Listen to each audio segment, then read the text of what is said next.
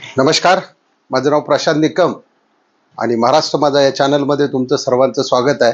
मित्रांनो, आपण नेहमीच नवनवीन विषय घेऊन येत असतो.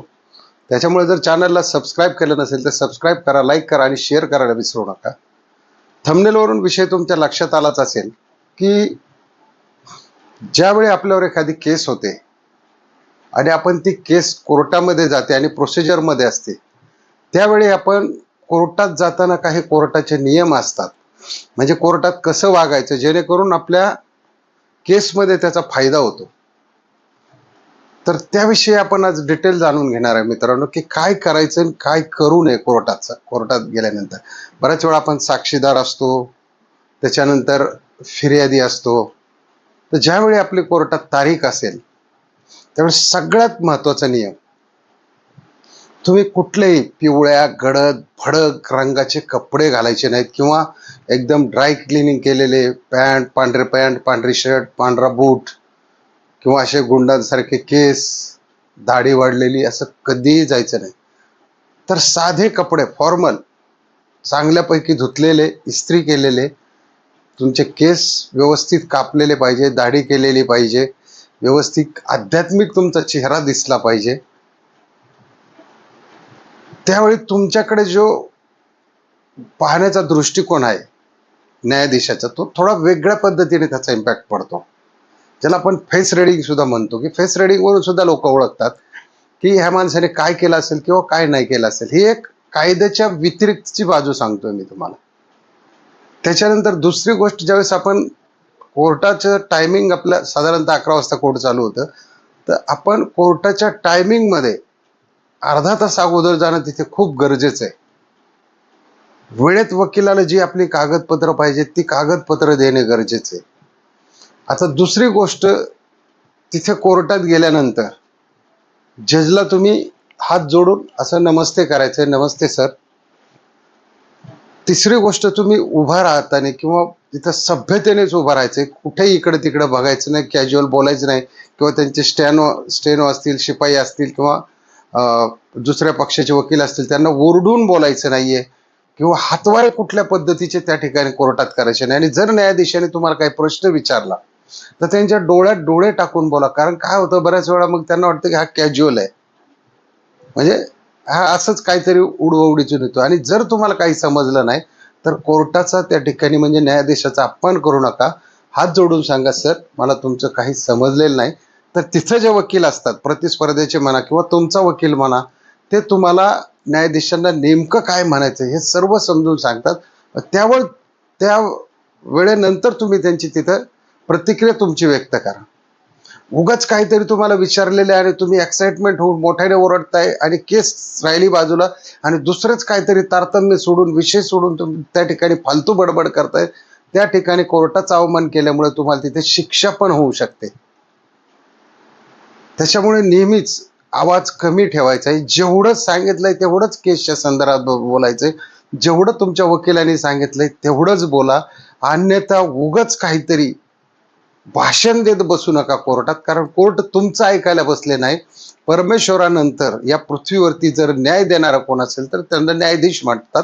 आणि ते त्या खुर्चीवर बसलेले असतात. त्यांचा अपमान, तुम्ही बाहेर अमिताभ बच्चन असू द्या, तुर्रब खान असू द्या, कुणी असू द्या, बाहेर तुमचं काही तिकडं चालू द्या, कोर्टात तुमचं काही चालत नाही. किंवा कोर्टात तुमचं जेव्हा विचारल तेव्हाच वेळी ऐकून घेतलं जातं. किंवा तुमची फालतूची बडबड त्या ठिकाणी कोर्टात तुम्ही कधीच करायची नाही. अन्यथा ते तुमच्या अंगलट येण्याची शक्यता असते.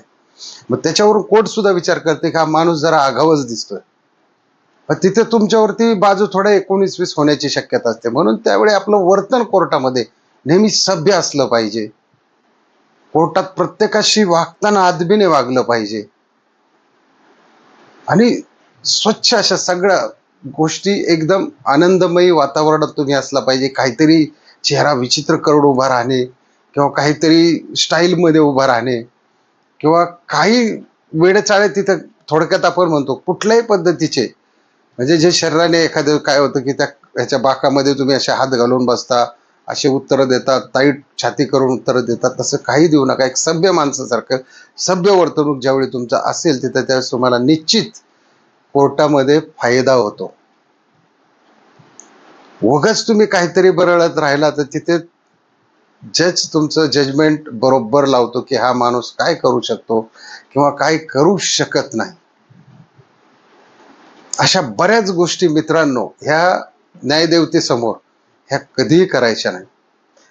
दुसरी गोष्ट, कोर्टाच्या आवारात सुद्धा तुम्ही कुठल्याही सरकारी कामात अडथळा येईल अशी वागणूक करू नये, किंवा तिथले काही कॅन्टीन्स असतील तिथे काहीतरी आरवाची शिवीगाळ करू नये, किंवा तिथे काही पोलीस कर्मचारी असतात, काही न्यायव्यवस्थेचे कर्मचारी असतात, म्हणजे जसं सांगितलं स्टेनो असतात, टायपिस्ट असतात, असिस्टंट वकील असतात, ज्युनियर वकील असतात, असिस्टंट जज असतात, बऱ्याच काही गोष्टी असतात. तर त्या लोकांना सुद्धा तुम्ही वागताना अदबीने वागा.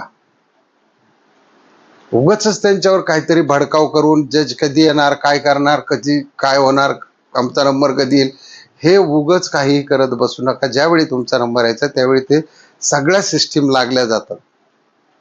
त्याच्यामुळे नेहमी तुमचा वकील जे सांगेल ते ऐकलं तर तुम्ही फायद्यात राहाल, म्हणजे कायद्यात राहाल तर फायद्यात राहाल. अन्यथा पुन्हा पुढची तारीख, पुन्हा पुढची तारीख, या सगळ्या गोष्टींना तुम्हाला सामोरे जावं लागतं.